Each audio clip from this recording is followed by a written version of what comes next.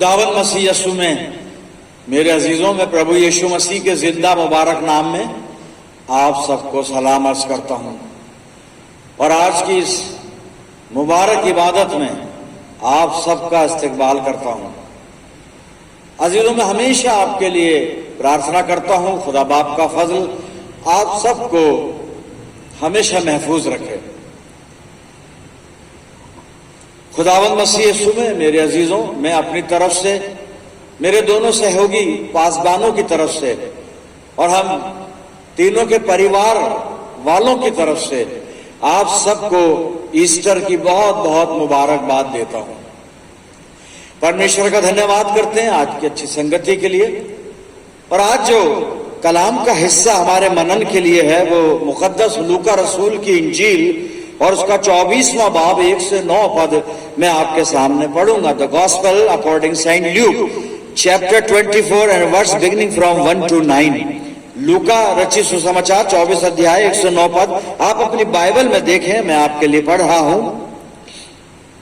सबत के दिन तो उन्होंने हुक्म के मुताबिक आराम किया, लेकिन हफ्ते के पहले दिन वो सुबह सवेरे ही उन खुशबूदार चीजों को जो तैयार की थी लेकर कब्र पर आई और पत्थर को कब्र पर से लुढ़का हुआ पाया, मगर अंदर जाकर खुदावंद यीशु की लाश ना पाई। और ऐसा हुआ कि जब वो इस बात से हैरान थी तो देखो 2 शख्स बुर्राक पोशाक पहने उनके पास आ खड़े हुए।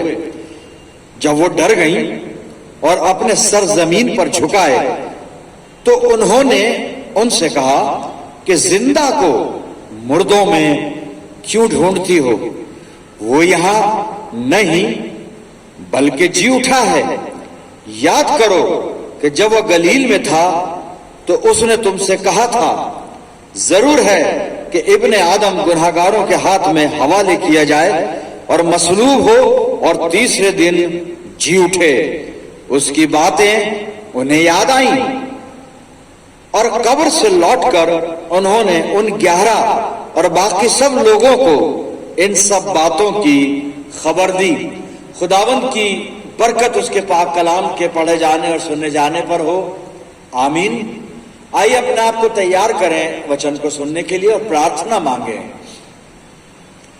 खुदावंद मसीह यीशु में हमारे प्यारे आसमानी बाप, बड़े अदब के साथ हलीमी और फिरोतनी की रूह में होकर हम सब तेरे बेटे और तेरी बेटियां तेरे पाक कदमों पर सर निगू हैं। आसमानी बाप, ये वक्त है तेरे जिंदा और मुबारक कलाम पर मनन करने का। हम में से हर एक को पाक रूह का मसा अता फरमा कि हम तेरे कलाम को पवित्र आत्मा की अगुवाई में होकर सुन पाएं, समझ पाएं और इसको अपनी जिंदगियों में जड़ पकड़ने दें। प्यारे बाप आसमानी, जब तक हम तेरी संगति में हैं, हमारी इल्तिजा है कि हमारे चारों तरफ अपने पाक फरिश्तों की सेना का बाड़ा बांधना कि शैतान हमें किसी भी तरह से तेरी संगति से अलग ना कर सके।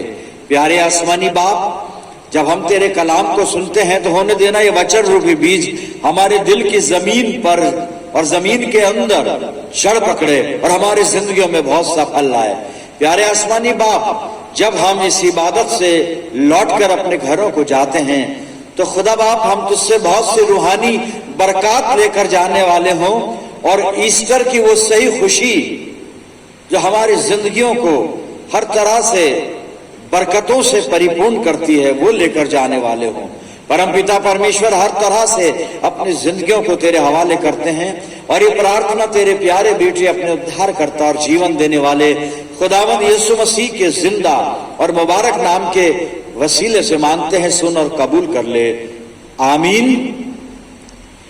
अजीजों, एक बार फिर परमेश्वर का धन्यवाद करते हैं अच्छे समय के लिए, अच्छी संगति के लिए और खास तौर से आज के बहुत मुबारक दिन के लिए, जबकि हम ईस्टर के दिन यहाँ पर इबादत में बैठे हुए हैं और खुदावंद मसीह यीशु के जी उठने की खुशी को हम अपनी जिंदगियों में महसूस भी कर रहे हैं और एक दूसरे के साथ उसको बांट भी रहे हैं। और यही हमारी गवाही है और यही हमारे ईमान की बुनियाद है कि हम लोग जी उठे हुए खुदावंद मसीह यीशु के पैरोकार हैं, उसके अनुयायी हैं, उसके हम बिलीवर विश्वासी हैं। मेरे अजीजों, ईस्टर खुदावंद मसीह यीशु के जी उठने का दिन और आप में से जो मुतवातिर यूट्यूब पर मेरे से संगति बनाए हुए हैं और खुदा बाप के वचन को सुन रहे हैं, आपको याद होगा कि 2020 में हमने बातचीत की थी ईस्टर के मुतालिक और मसीह यीशु के जी उठने के मुतालिक, और मैंने बहुत सारी बातें आपको ईस्टर से संबंधित बताई थी कि खुदावंद मसीह यीशु के जी उठने के प्रमाण क्या है, ऐतिहासिक सच्चाई क्या है और क्या चीजें हैं, और बहुत सारी बातों पर हमारा ईमान तो है ही कि खुदावंद मसीह यीशु जी उठाए तो हमारा ईमान है, लेकिन हमारे ईमान के अलावा, बाइबल के अलावा भी बहुत सारी बातें जो दुनिया में नजर आती हैं वो इस बात को प्रमाणित करती हैं कि हमारा खुदावंद मसीह यीशु अपने कौल के मुताबिक, अपने वचन के अनुसार मुर्दों में से तीसरे दिन जी उठा, जो आज का दिन कहलाता है, यानी ईस्टर मुबारक। मेरे अजीजों, फिर 2021 में मैंने जो आपसे बात की थी ईस्टर वाले दिन, रियल ईस्टर ये टॉपिक था हमारा, और मरियम मगदलीनी की जिंदगी पे हम गौर कर रहे थे, जिसने जी उठे हुए खुदावंद मसीह यीशु के दीदार भी किए और उससे बातें भी की। आज जो कलाम का हिस्सा मैंने आपके सामने रखा है, लूका की इंजील 24 अध्याय 1 से 9 पद, और इसकी एक आयत को मैं दोहराऊंगा, उसके बाद आगे चलेंगे। और लूका 24 और 5 पद आप अपनी बाइबल में देखें, मैं इसको रिपीट कर रहा हूं। और 5 पद में लिखा है, जब वो डर गई, कुछ महिलाएं हैं यहाँ पे, वो यीशु मसीह की कब्र पर आई हैं ईस्टर वाले दिन और कब्र को खाली पाया, लेकिन आगे लूका लिखता है कि दो शख्स बुर्राक पोशाक पहने हुए, सफेद वस्त्र पहने हुए इनके पास आ खड़े हुए, और जाहिर है ये फरिश्ते थे, और इन फरिश्तों से अब ये औरतों की बातचीत चल रही है। और 5वें पद में लिखा है, जब वो डर गई और अपने सर जमीन पर झुकाए तो उन्होंने उनसे कहा, उन्होंने, अभी कौन है, वो 2 फरिश्ते हैं, फरिश्तों ने इन महिलाओं से कहा, और क्या कहा, सुनिए आप क्या कहा, बड़ी मुबारक बात लिखी है। उन्होंने उनसे कहा कि जिंदा को मुर्दों में क्यों ढूंढती हो। उन्होंने उनसे कहा, जिंदा को मुर्दों में क्यों ढूंढती हो। Why do you seek the living among the dead. ये फरिश्ते इन महिलाओं से कह रहे हैं, मेरे प्रियजनों। और लूका ने कहीं कहीं इनके नाम भी उजागर किए, जो महिलाएं गई थी। याकूब की मां मरियम है, मरियम मगदलीनी है, योन्ना का भी नाम है वहां पर, और सलोमी, जिसको सलोमी भी कहा गया है। ये महिलाएं हैं कुछ जो कुछ खुशबूदार वस्तुएं लेकर तीसरे दिन खुदावंद मसीह यीशु की कब्र पर गई हैं, लेकिन खुदावंद मसीह यीशु कब्र में नहीं है, वो जी उठा है। और फरिश्ते इनसे सवाल ये पूछ रहे हैं जो अभी मैंने बाइबल में से पढ़ा था, why do you seek the living among the dead. Why do you seek, तुम क्यों ढूंढते हो जिंदा को मुर्दों के बीच में। ये सवाल है मेरे अजीजों। और फिर उसके बाद लिखा है कि फरिश्तों ने उनको 6ठे पद में बताया, वो यहाँ नहीं बल्कि जी उठा है, और याद करो कि उसने गलील में तुमसे कहा था। और भी 2 जगह यीशु मसीह ने फरमाया था। 3 जगह मसीह यीशु ने अपने शागिर्दों को और इन महिलाओं को, जो अक्सर मसीह यीशु के साथ और शागिर्दों के साथ रहती थी, 3 बार यीशु मसीह ने बताया कि मुझे मारा जाएगा, गाड़ा जाएगा, दफन किया जाएगा, लेकिन मैं तीसरे दिन जी उठूंगा, जिंदा हो जाऊंगा मैं। मेरे अजीज, यहां पर इस सेंटेंस पे हम गौर कर रहे हैं आज, क्योंकि मैं ईस्टर के मुतालिक पिछले 2 सालों में बहुत कुछ बता चुका हूं। आज मैं कुछ मुख्तलिफ तरीके से आपसे बातचीत करना चाहूंगा। तो 5वां पद जो मैंने रिपीट किया था, उसमें सवाल यह है, जो फरिश्तों की मार्फत किया जा रहा है इन महिलाओं से, कि तुम जिंदा को, जीवित को मृतकों में क्यों ढूंढती हो। अजीजों, हमारा खुदावंद मसीह यीशु जिंदा है। वो मुर्दों के बीच में नहीं मिलेगा, मरे हुओं के बीच में नहीं मिलेगा, कब्रों में नहीं मिलेगा, कब्र के अंदर नहीं मिलेगा, क्योंकि वो जी उठा है। हम इस चीज को न सिर्फ सुनकर बल्कि अपने ईमान की बिना पर सेल्फ एक्सपीरियंस करके इस चीज को हम हमेशा याद रखें, हम हमेशा याद रखें। खुदावंद मसीह यीशु की मार्फत इस 5 पद में जो मैंने दोहराया था, लूका 24:5 में कहा जा रहा है फरिश्तों के द्वारा कि वो जिंदा है, और जिंदा को ये महिलाएं मुर्दों के बीच में, कब्रों के बीच में ढूंढ रही हैं। जब यहां पे 2 अल्फाज आए, एक जिंदा और एक मुर्दे, मुर्दों के बीच में, एक जिंदा एक मुर्दा। अब ये 2 शब्द हैं हमारे सामने। आप इसको याद रखिएगा और आगे हम इसी पे लेकर चलेंगे, जिंदा और एक मुर्दा। खुदावंद मसीह यीशु जी उठा और ये महिलाएं जीवित मसीह यीशु को मुर्दों के बीच में या कब्रों के बीच में या कब्र के अंदर ढूंढना चाहती हैं और यीशु मसीह इनको नहीं मिला। अजी तो मैं और आप खुदावंद मसीह यीशु को कहां ढूंढते हैं, किधर ढूंढते हैं, किस चीज में ढूंढना चाह रहे हैं, कौन से स्थान पर ढूंढना चाह रहे हैं? पर उससे पहले मैं जो दो अल्फाज मैंने दोहराए थे, जिंदा और मुर्दा या मुर्दों या मुर्दे, लिविंग एंड डेड। बाइबल में दो तरह की मौतों का जिक्र है, दो तरह की डेथ बाइबल जिक्र करती है। दो तरह की मौत है। एक तरह की मौत है जो शारीरिक है, मेरे अजीजों, फिजिकल डेथ है, और जिसका मतलब होता है लॉस्ट ऑफ फिजिकल फंक्शन। हाथ हिलना बंद, दिल की धड़कन बंद, सांस का चलना बंद, नब्ज का चलना बंद, and this is physical death, शारीरिक मृत्यु। और ये बड़ी लाजमी चीज है ये, और यूनिवर्सल ट्रूथ है ये कि सबको मरना है। ये शारीरिक मृत्यु सबको आएगी, कोई नहीं बचेगा, कोई नहीं बचेगा। फिजिकल डेथ, जिसका मैंने भी डेफिनेशन बताई, the lost of physical function, अब आप समझ गए। लेकिन दूसरी डेथ है बाइबल में, and that is spiritual death, रूहानी मौत। और ये रूहानी मौत क्या है? हम फिजिकल डेथ या शारीरिक मृत्यु समझते हैं, लेकिन रूहानी मौत या स्पिरिचुअल डेथ ये क्या है? एक जगह से पढ़ना चाहूंगा मैं, हमारे समझ में आ जाएगी। और मैं बिल्कुल आपको लेकर चल रहा हूं बाइबल के शुरू में, उत्पत्ति 2, और यहां पर आदम को बनाकर खुदा बाप ने अदन की वाटिका में रख दिया है और उसको कुछ निर्देश दिए हैं, कुछ हुक्म दिए गए हैं। आप सुनिए, उत्पत्ति 2 और 16-17 पद में पढ़ रहा हूं। खुदा आदम से बात कर रहा है, उसे अदन की वाटिका में रख दिया। अब आदम से बात क्या कर रहा है खुदा? और यहोवा परमेश्वर ने आदम को यह आज्ञा दी, तू वाटिका के सब वृक्षों का फल बिना खटके खा सकता है, बिना खटके, बिना रोक टोक के खा सकता है। 17वां पद, पर भले या बुरे के ज्ञान का जो वृक्ष है उसका फल तू कभी ना खाना, क्योंकि जिस दिन तू उसका फल खाएगा उसी दिन अवश्य मर जाएगा। जिस दिन तू उसका फल खाएगा उस दिन तू अवश्य मर जाएगा। For in the day that you eat of it you shall surely die. खुदा आदम को कह रहा है, वाटिका के किसी भी दरख्त का फल तू खा सकता है बिना खटके, बिना रोक टोक, लेकिन ये अदन की वाटिका के बीचों बीच जो भले और बुरे के ज्ञान का वृक्ष है, इसका फल कभी ना खाना, क्योंकि जिस रोज तूने ये फल खाया तू मर जाएगा। इंग्लिश वर्जन में लिखा है surely, surely you shall surely die, मर जाएगा। आदम ने फल खा लिया। आगे तीन अध्याय में आते हैं, उत्पत्ति 3 में आदम ने फल खा लिया, हव्वा ने खाया, हव्वा ने उसको भी खिलाया, दोनों ने खा लिया, और दोनों उसके बाद छिप गए। छिपने के बाद कुल मिलाकर, बड़े सारांश में बता रहा हूं, परमेश्वर से उनकी संगति टूट गई, अलग हो गई। आदम क्या मरा फल खा के? क्योंकि आगे चलकर बाइबल बता रही है उसके बच्चे हुए, संतान हुई, और 930 वर्ष की उम्र में जाके फिर मरा। तो खुदा ने क्या झूठ बोला था कि आदम मर जाएगा, फल खाते मर जाएगा? नहीं, सच बोला था।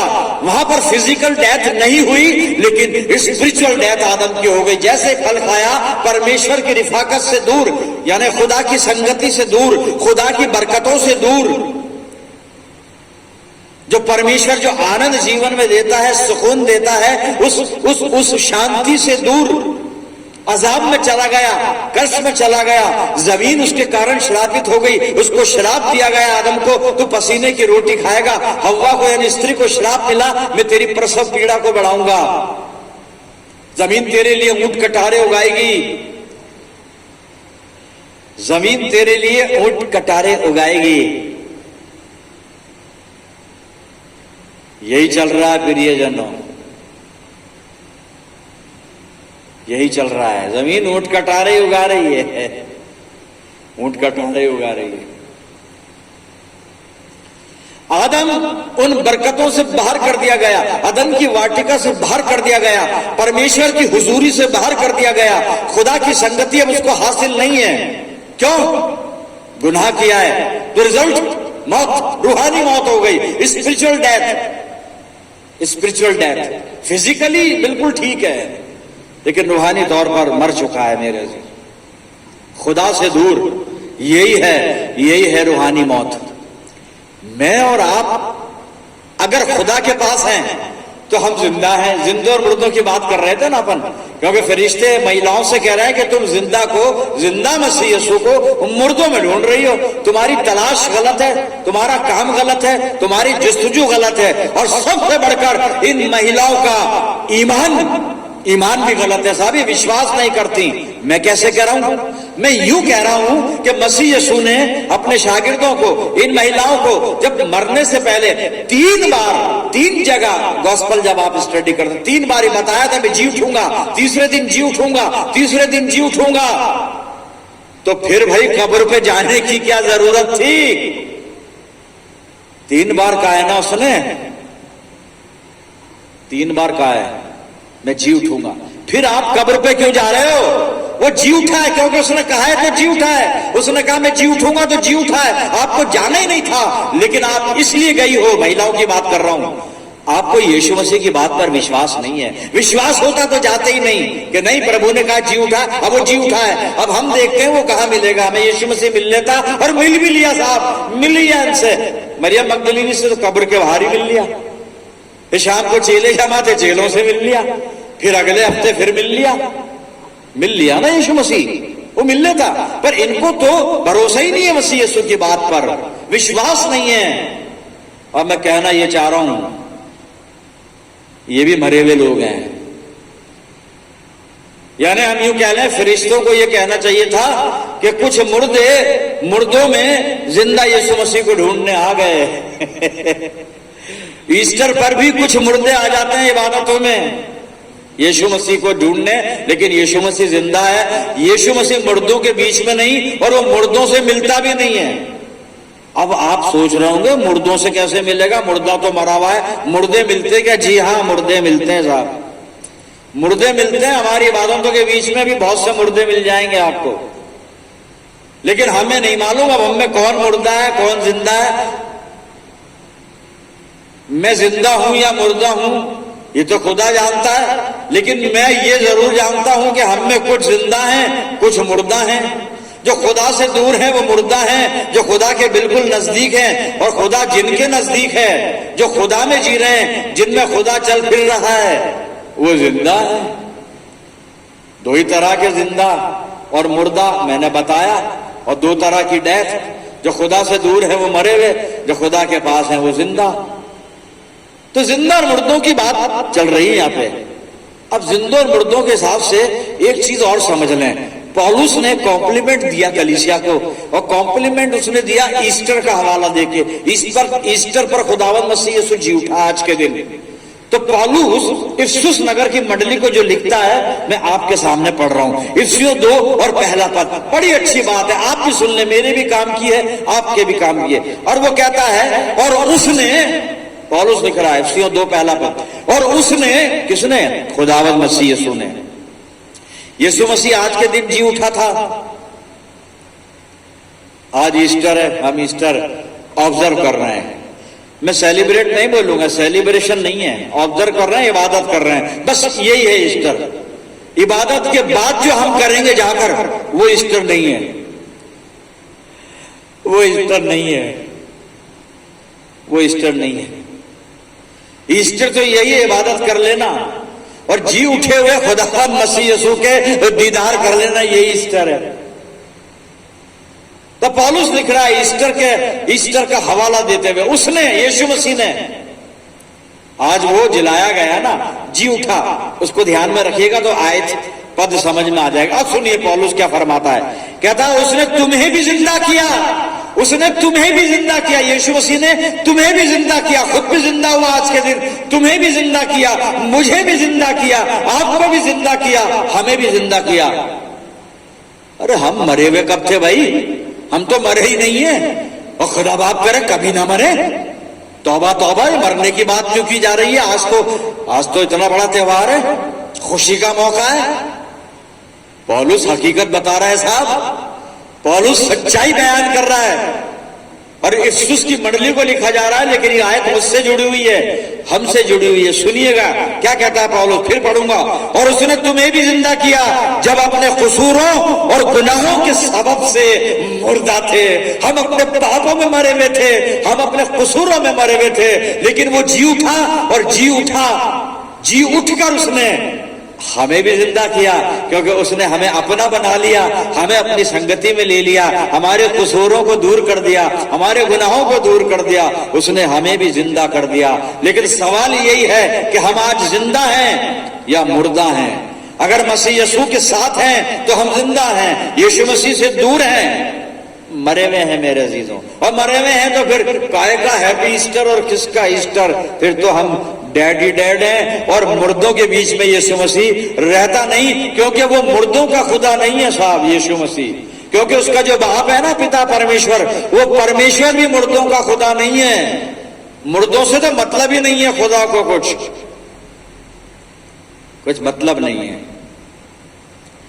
खुदावन मसीह यीशु मत्ती 22 में कुछ फरमा रहा है, मैं पढ़ रहा हूं आपके सामने। और मत्ती 22 और 29 आयत से सुनिएगा। 32 पद में यीशु मसीह इनसे बात कर रहा है, इन लोगों से जो इसके पास सदूकी हैं और फरीसी भी हैं, इनसे बात कर रहा है। अब बात क्या है सुनिएगा। यीशु ने उत्तर दिया, तुम पवित्र शास्त्र और परमेश्वर की सामर्थ नहीं जानते, इस कारण भूल में पड़े हो। क्योंकि जी उठने पर वो ना विवाह करेंगे और ना विवाह में दिए जाएंगे, परंतु स्वर्ग में परमेश्वर के दूतों के समान होंगे। परंतु मरे हुओं के जी उठने के विषय में क्या तुमने ये वचन नहीं पढ़ा जो परमेश्वर ने तुमसे कहा? क्या कहा खुदा ने? मैं अब्राहम का परमेश्वर और इसहाक का परमेश्वर और याकूब का परमेश्वर हूं। वो मरे हुओं का नहीं परंतु जीवितों का परमेश्वर है। ये सुनकर लोग उसके उपदेश से चकित हो गए। मरे हुओं का नहीं, वो जिंदों का खुदा है मेरे अजीजों। और यीशु मसीह भी मरे हुओं से नहीं मिलता, मरे हुओं को नहीं दिखता, जिंदों से मिलता है। और ये जिंदा कौन है? जो खुदावन की संगति में है, जो यीशु मसीह की संगति में है, या जो गुनाह से दूर हैं, गलत कामों से दूर हैं, जो पवित्र बनकर यीशु मसीह की सेवा करते हैं, यीशु मसीह की गवाही देते हैं और यीशु मसीह के नमूने का जीवन जीते, यानी जिनका जीवन यीशु मसीह के नमूने पर चलता है, जो अपनी लाइफ से प्रभु यीशु मसीह को डिमॉन्स्ट्रेट करते हैं, उनका खुदा है यीशु मसीह। उनका यीशु मसीह है, उनका मुक्तिदाता है मेरे अजीजों। मेरा और प्रभु यीशु मसीह का क्या रिश्ता है? अगर हम गुनाह में हैं, मरे हुए हैं, हम पाप में हैं, मरे हुए हैं, हम गलत काम कर रहे हैं, मरे हुए हैं, हम मरे हुए हैं। एक और हवाला बताता हूं मैं। अब लूका 15 आप खोलें और यहां पे उड़ाऊ पुत्र का पिता है। उड़ाऊ पुत्र आ गया लौटकर और बाप ने खुशी की, लेकिन उसका जो बड़ा भाई था नाराज हुआ और रूठ गया। लेकिन बाप ने उसको समझाया कि देख भाई, ये तेरा भाई आ गया है, हमको खुशी करनी जरूरी थी, हमें आनंद करना जरूरी था, हमें आनंद मनाना जरूरी, इसलिए आनंद कर रहे, तू क्यों नाराज हो रहा है, क्यों चिढ़ रहा है? तेरा भाई उड़ाऊ पुत्र, बिगड़ा हुआ बेटा, प्रोडिगल सन आ गया। लेकिन बाप ने कुछ कहा है वहां पे, मैं वो आपको वो सुनाना चाहता हूं, वो बताना चाहता हूं कि जो खुदा से दूर है मरे हुए हैं, जो मसीह यीशु से दूर है मरे हुए हैं, जो बाप से दूर है वो बेटा मरा हुआ है, वो बेटी मरी हुई है। उड़ाऊ पुत्र का बाप क्या कहता है? जी हाँ, जब उसका भाई बड़ा वाला बेटा नाराज हो रहा है, बाप समझा रहा है कि देख बेटा, हमने खुशी मनाई, जरूरी थी खुशी करना। और क्यों थी? अब मैं पढ़ रहा हूं लूका 15 और 32 पद में लिखा है, परंतु अब आनंद करना और मगन होना चाहिए, क्योंकि ये तेरा भाई मर गया था फिर जी गया है, मर गया था फिर जी गया है, खो गया था अब मिल गया है। जो बाप से दूर है मरा हुआ है, जो यीशु मसीह से दूर है मरा हुआ है, जो प्रभु यीशु मसीह की संगति से दूर है मरा हुआ है। मेरे अजीजों, मैं कहां पर हूं? अपनी जिंदगी को टटोल कर देखूं। अगर मैं पिता की संगति में हूं, यीशु मसीह की संगति में हूं, मैं जिंदा हूं, क्योंकि यीशु मसीह जिंदों का यीशु मसीह है मेरे अजीजों। उसे मुर्दे पसंद नहीं। प्रभु यीशु मसीह को मुर्दे पसंद नहीं आते। मुर्दे कौन से? आत्मिक मुर्दे में, रूहानी मुर्दों की बात कर रहा हूं।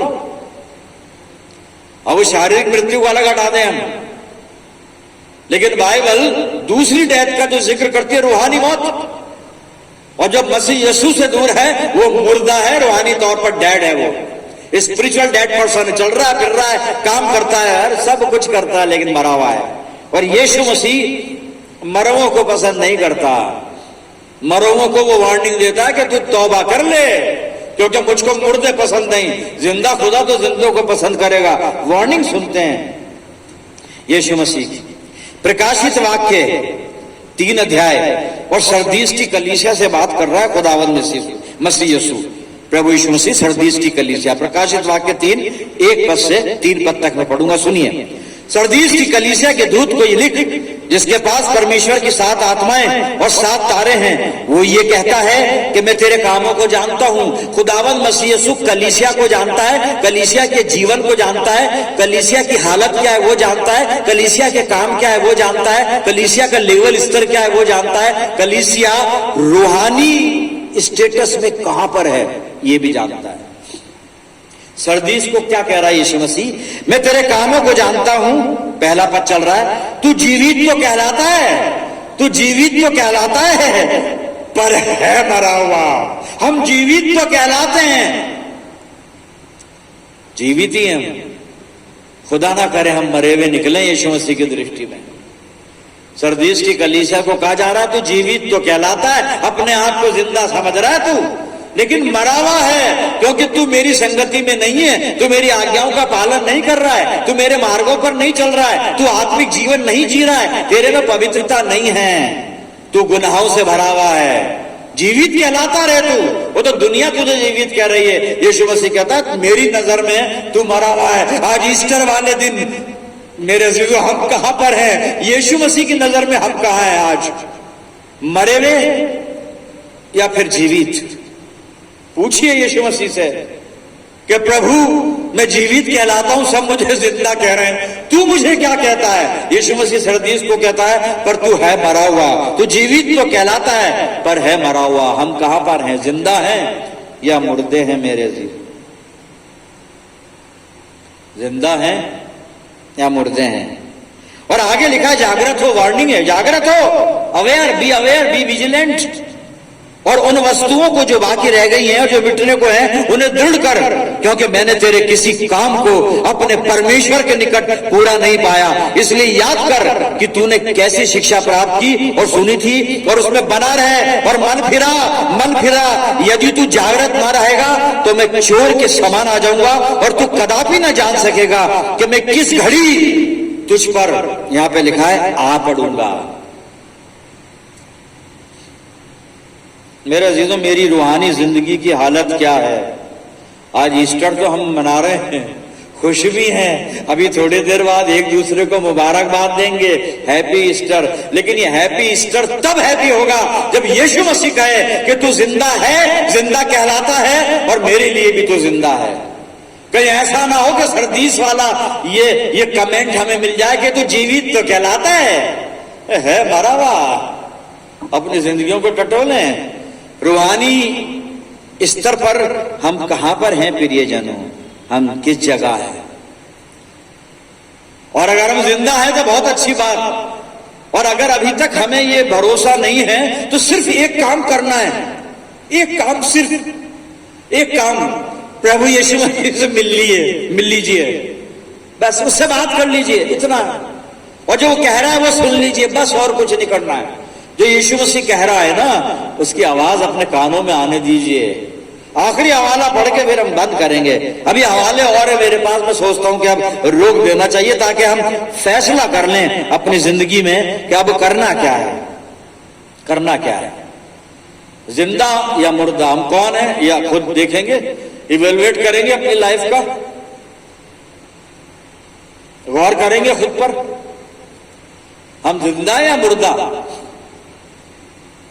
भाई मेरी समझ में मैं जिंदा हूं, अभी सरमन दे दिया पूरा खड़े होकर, अभी 2-4 मिनट और बोलूंगा, आपके लिए दुआ करूंगा, मैं जिंदा हूं, हट्टा खट्टा बिल्कुल, लेकिन यीशु मसीह कह रहा तो जिंदा कहलाता है लेकिन है मरा हुआ, क्योंकि तेरी रूहानी जिंदगी में मेरी मौजूदगी नहीं है। यीशु मसीह की उपस्थिति हमारे आत्मिक जीवन में होनी चाहिए। प्रियजनों, हमारे जीवन में भी होनी चाहिए, हमारे जीवन की दिनचर्या में भी होनी चाहिए, हमारी बातचीत में भी होनी चाहिए, हमारे व्यवहार में भी होनी चाहिए, दिलो दिमाग में भी होनी चाहिए। आखिरी हवाला सुनिए, अगर जीवित है तो अच्छी बात, लेकिन कहीं डाउट है तो अपॉर्चुनिटी है। यीशु मसीह क्या कह रहा है सुन लीजिए, यूहन्ना 5 और 25 पद। यीशु मसीह फरमाता है, मैं तुमसे सच सच कहता हूं, जो यीशु मसीह के हिसाब से जिंदा है मुबारक हैं, लेकिन जो प्रभु यीशु मसीह के हिसाब से मरे हुए हैं वो मेहरबानी से इस आयत को सुन लें। यीशु मसीह आपको बुला रहा है, निमंत्रण दे रहा है मेरे अजीजों, और आप अगर उसकी सुन लेंगे, ये ईस्टर सचमुच में आपके लिए हैप्पी ईस्टर बन जाएगा। सुनिए क्या कहता है यीशु मसीह, मैं तुमसे सच सच कहता हूं, वो समय आता है और अब है जिसमें मृतक परमेश्वर के पुत्र का शब्द सुनेंगे। डेड, मृतक, मुर्दे परमेश्वर के पुत्र का शब्द सुनेंगे, और जो सुनेंगे वो जिएंगे। जिंदगी ले लीजिए यीशु मसीह से। वो समय आता है, कह रहा अब है जिसमें मृतक परमेश्वर के पुत्र का शब्द सुनेंगे। यीशु मसीह का शब्द कानों में आने दीजिए, दिल तक पहुंचने दीजिए, और वो कहता है कि सुनेंगे, और जो सुनेंगे वो जिएंगे। पौलुस कलीसिया को कह रहा है इफिसुस नगर में, इफिसुस की मंडली को, इफिसुस नगर की कलीसिया को, 2 अध्याय पहले पद, उसने तुम्हें भी जिंदा किया, उसने तुम्हें भी जिंदा किया जब अपने कसूरों और गुनाहों में मुर्दा थे। आज भी जिंदा कर रहा है, बस सुन लीजिए, आ जाइए उसके पास, उसके कदमों से लिपट जाइए। शुरुआत यहां से होगी, उसके कदमों से लिपट जाइए, वो अपने आप आपको सीने से लिपटा लेगा। शब्द सुन लीजिए, उसका दावा है कि सुनेंगे, और जो सुनेगा, बात सुनने की है साहब। भीड़ में आ गए, आकर बैठ गए, नए कपड़े पहनने से वो ये ईस्टर नहीं होता। जो सुनेगा जिएगा। काश हम जिंदों में आ जाएं, जिंदों की कैटेगरी में आ जाएं, तो ये ईस्टर मेरे अजीजों सचमुच में मेरे और आपके लिए हैप्पी ईस्टर हो जाएगा। खुदा करे ये ईस्टर हमारे लिए हैप्पी ईस्टर हो। एक बार फिर आप सबको मेरी तरफ से, मेरे सहयोगियों की तरफ से, और हम सबके परिवार वालों की तरफ से आपको ये ईस्टर बहुत बहुत मुबारक हो। खुदा आपको बहुत बरकतों से आसूदा करे। आइए दुआ करें। पिता परमेश्वर, धन्यवाद करते हैं जीवित वचन के लिए, जो रूहानी जिंदगी में हमें झिझोड़ता है, हमें अवेयर करता है, जागृत करता है। परम पिता परमेश्वर, तेरा धन्यवाद कि हमने यीशु मसीह के शब्द को सुन लिया, हमने सुन लिया। पिता परमेश्वर, खुदा के बेटे की आवाज को हमने सुन लिया। हम जिंदा हैं पिता परमेश्वर, तेरा धन्यवाद। और हम जिंदा इसलिए हैं कि उसने हमें भी जिलाया, यीशु मसीह ने हमें भी जिला दिया। तेरा धन्यवाद पिता परमेश्वर। परम पिता परमेश्वर, होने दे हम हमेशा यीशु मसीह की संगति में बने रहे। प्यारे आसमानी बाप, ये ईस्टर सचमुच में हमारे लिए मुबारक ईस्टर हो। मैं दुआ करता हूं जितने लोग मेरे साथ इस दुआ में हैं, इन सब अजीजों पर तेरी शफकत, रहमत और बरकत का साया हमेशा बना रहे। प्यारे आसमानी बाप, हम अपनी जिंदगियों को हर तरह से तेरे इख्तियार में देते हैं। परम पिता परमेश्वर, हमें हमेशा अपनी संगति में बना के रखना, ताकि हम सदा जीवित परमेश्वर और जीवित प्रभु यीशु मसीह की संगति में रहें। कभी भी हम जिंदगी से निकलकर मुर्दों के बीच में ना चले जाएं। परम पिता परमेश्वर, हमें आत्मिक मुर्दों से बचा के रखना, दूर रखना, और हमेशा अपनी संगति में जीवित रखना। प्रभु जी, अपनी जिंदगियां तेरे हाथों में देते हैं, और ये दुआ बड़े ईमान के साथ, हलीमी के साथ, तेरे प्यारे और इकलौते बेटे, अपने मुक्तिदाता और जिंदगी बख्शने वाले खुदावंद यीशु मसीह के जिंदा और मुबारक नाम के वसीले से मांगते हैं। सुन और कबूल कर ले, आमीन। अब हमारे खुदावंद मसीह यीशु का फजल, खुदा बाप की मोहब्बत, पाक रूह की रिफाकत और शिराकत हम में से हर एक के साथ, तमाम ईमानदारों के साथ, हमारी सब कलीसियाओं के साथ अब से लेकर हमेशा तक होती रहे। आमीन।